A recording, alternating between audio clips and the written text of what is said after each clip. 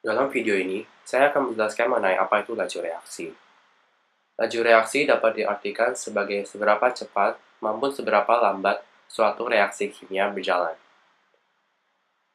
Hal ini bisa dianalogikan dengan rumus kecepatan yang sudah kita ketahui, yaitu perubahan jarak terhadap perubahan waktu. Kita bisa mengubah perubahan jarak dengan perubahan jumlah zat, perubahan konsentrasi, maupun perubahan volume dalam kasus gas. Sebagai contoh, ketika suatu zat A bereaksi untuk membentuk produk B, pada mula-mulanya, yakni ketika T sama dengan 0, konsentrasi A ada pada titik maksimumnya, sedangkan B belum terbentuk sama sekali, sehingga konsentrasinya sama dengan 0. Setelah reaksi selesai, misalnya setelah 5 detik, konsentrasi A sama dengan 0, sedangkan konsentrasi B sudah mencapai jumlah maksimumnya. Dalam contoh ini, laju reaksi dapat ditulis sebagai perubahan konsentrasi B terhadap perubahan waktu, yakni 5 detik. Kemudian, reaksi kimia juga dapat dikelompokkan berdasarkan waktu. Jenis reaksi kimia yang pertama adalah reaksi cepat. Reaksi ini membutuhkan sedikit waktu untuk bereaksi. Contohnya adalah reaksi antara gas hidrogen dengan gas oksigen untuk membentuk air. Jenis reaksi berikutnya adalah reaksi lambat. Reaksi jenis ini membutuhkan waktu yang panjang untuk bereaksi. Contohnya adalah reaksi antara besi dan oksigen untuk membentuk karat.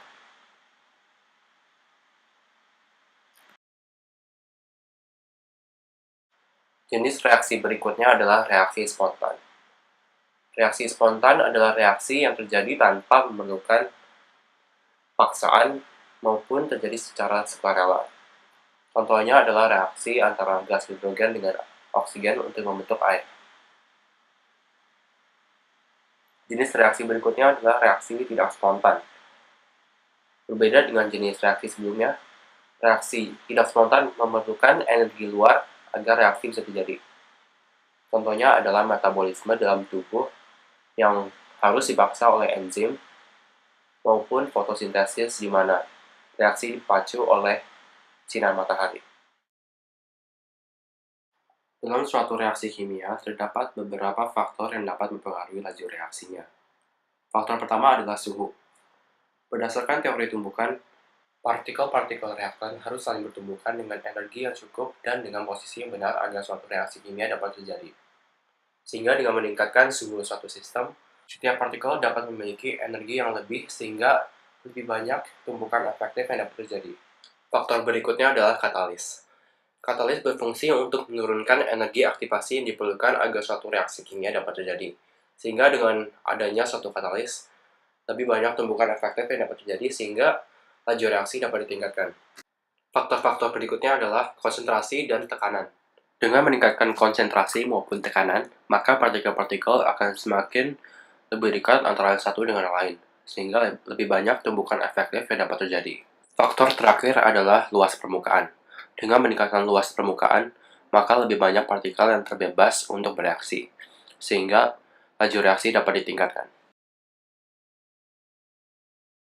Untuk mengetahui laju reaksi pada suatu jangka waktu tertentu, misalnya dalam waktu 5 detik, maka kita bisa menggunakan rumus ini. Rumus ini disebut rumus laju reaksi rata-rata, karena rumus ini mengukur laju reaksi dalam suatu jangka waktu tertentu. Namun, jika kita ingin mengetahui laju reaksi pada waktu yang spesifik, maka kita harus menggunakan rumus laju reaksi sesaat. Dalam suatu reaksi A dengan B bereaksi untuk membentuk C, laju reaksi sama dengan K dikali konsentrasi A di pangkat X dikali konsentrasi B di pangkat Y, di mana K sama dengan tetapan laju reaksi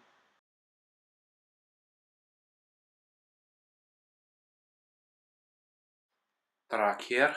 X dan Y adalah order reaksi. Order reaksi adalah seberapa besar konsentrasi reaktan mempengaruhi laju reaksi. Order reaksi ini dapat diperoleh melalui dua cara. Cara yang pertama adalah melalui cara eksperimental, di mana order reaksi didapat melalui hasil percobaan. Cara yang kedua adalah melalui cara teoritis, di mana order reaksi didapat melalui koefisien dari reaktan. Misalnya, koefisien dari A adalah X, sehingga order reaksi terhadap A adalah X, dan order reaksi terhadap B adalah Y. Untuk contoh soal pertama, kita diberikan soal seperti ini. Sebanyak 0,5 mol gas NO2 dipanaskan dalam ruangan dengan volume 5 liter, sehingga membentuk dinitrogen pentaoksida menurut persamaan 4NO2 ditambah O2 menjadi 4N2O5. Dan kita disuruh untuk mencari tahu laju pengurangan dari NO2. Hal pertama yang harus kita lakukan adalah menulis ulang reaksi dan kemudian membuat tabel MRS, di mana M adalah kondisi mula-mula, R adalah kondisi dalam reaksi, dan S adalah kondisi setelah reaksi selesai. Mula-mulanya jumlah NO2 adalah 0,5 mol, sedangkan N2O5 belum terbentuk sehingga jumlahnya sama dengan 0. Setelah reaksi selesai, 0,5 mol N2O5 telah terbentuk. Dari situ kita bisa mengetahui bahwa selama 20 detik telah terbentuk 0,5 mol N2O5.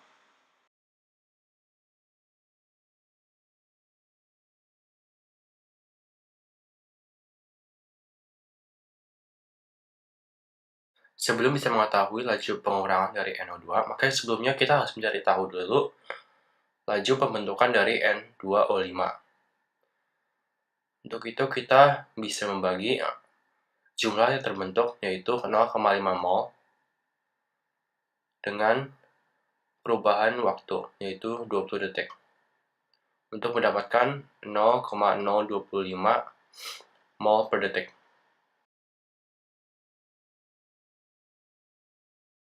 Setelah mengetahui laju pembentukan dari N2O5, maka kita bisa mengetahui laju pengurangan dari NO2 menggunakan perbandingan koefisien.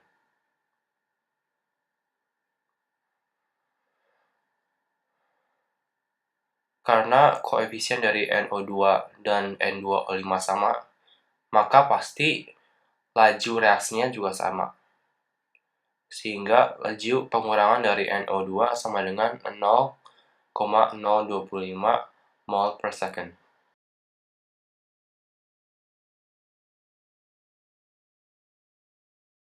Untuk contoh soal kedua, kita diberikan sebuah tabel yang berisi data hasil percobaan, dan kita disuruh untuk mencari tahu rumus laju reaksi dari reaksi yang terdapat dalam percobaan itu.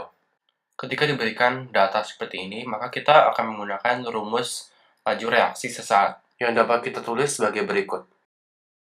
Untuk dapat menulis rumus laju reaksi yang benar, maka kita perlu untuk mencari tahu order reaksi X dan Y dan juga K. Untuk mencari tahu nilai dari X, maka hal pertama yang harus kita lakukan adalah untuk mencari percobaan di mana nilai H2 sama dengan nilai NO berbeda,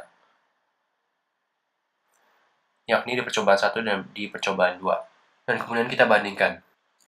Kita masukkan data dari percobaan ke dalam rumus, yaitu laju reaksi sama dengan K dikali konsentrasi NO dipangkat X dikali konsentrasi H2 dipangkat Y, dibagi laju reaksi dari percobaan kedua sama dengan K dikali konsentrasi NO dipangkat X dikali konsentrasi H2 dipangkat Y. Kemudian karena sama, kita bisa coret 1/2 dan sama untuk yang ini. Sehingga kita mendapatkan setengah sama dengan setengah dipangkat X. Dari itu kita memperoleh hasil X sama dengan 1.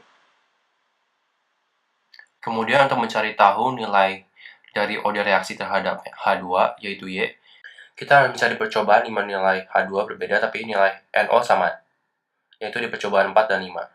Lalu sama untuk mencari nilai X, maka kita perbandingkan percobaan 4 dan percobaan 5. Kita masukkan data dari percobaan 4 ke dalam rumus, yaitu laju reaksi sama dengan K dikali konsentrasi NO pangkat X dikali konsentrasi H2 pangkat Y, dibagi data di percobaan kelima, yaitu laju reaksi sama dengan K dikali konsentrasi NO di pangkat X dikali konsentrasi H2 di pangkat Y.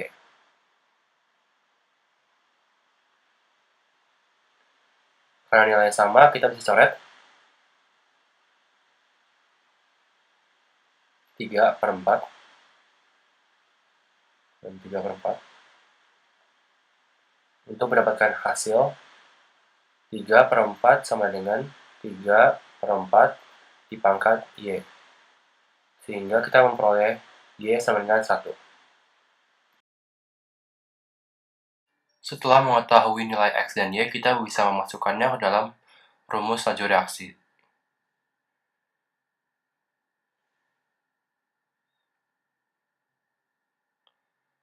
Dan tahap berikutnya adalah untuk mencari tahu nilai K. Kita bisa mencari tahu ini dengan memasukkan data dari percobaan manapun untuk mendapatkan nilai K. Contohnya dalam percobaan nomor 1. Kita masukkan nilai laju reaksinya ke dalam rumus beserta dengan konsentrasi dari NO dan H2. Dan karena order reaksinya sama dengan 1, kita tidak perlu menulisnya. Kita keluarkan K untuk mendapatkan nilai K sama dengan 4 kali 10 pangkat minus 6 dibagi 2 dikali 10 pangkat minus 3 di pangkat 2. Dan hasilnya sama dengan 1. Setelah mengetahui nilai K, X, dan Y, kita bisa memasukkannya ke dalam rumus laju reaksi untuk mendapatkan P sama dengan konsentrasi NO dikali konsentrasi H2. Ini adalah rumus laju reaksi dari reaksi yang ada pada percobaan ini. Berikutnya di contoh soal ketiga ini, kita akan melihat bagaimana konsentrasi dari reaktan-reaktan akan memengaruhi laju reaksinya. Untuk soal A, volume dibuat kecil menjadi setengahnya. Berdasarkan rumus molaritas, ketika volumenya menjadi setengah, maka molaritasnya akan menjadi 2 kali lipat. Sehingga perbandingan antara V2 dan V1 menjadi K dikali 2 kali A konsentrasi A dikali 2 kali konsentrasi B dibagi K dikali konsentrasi A dikali konsentrasi B. Order reaksi merupakan seberapa besar konsentrasi reaktan akan mempengaruhi laju reaksinya. Sehingga ketika konsentrasinya di 2 kali lipatkan, maka laju reaksinya akan dipengaruhi sedemikian rupa. Sehingga setelah dihitung perbandingan antara V2 dan V1 sama dengan 4/1. Untuk soal kedua, volume dibagi menjadi 4, sehingga konsentrasinya menjadi 4 kali lipat semula. Sehingga V2 dibagi V1 sama dengan K dikali 4 kali konsentrasi A dikali 4 kali konsentrasi B dibagi K dikali A dikali konsentrasi B. Dan setelah dihitung, perbandingan antara V2 dan V1 sama dengan 16 dibanding 1.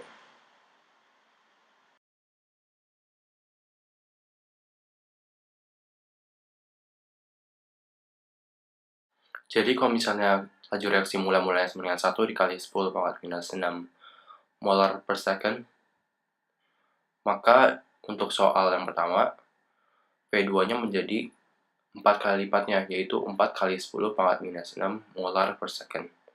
Dan untuk yang B, V2-nya menjadi 16 kali lipat, yaitu 16 dikali 10 pangkat minus 6 molar per second. Sekian video tutorial ini. Semoga informasi yang telah disampaikan bisa berguna untuk Anda. Terima kasih.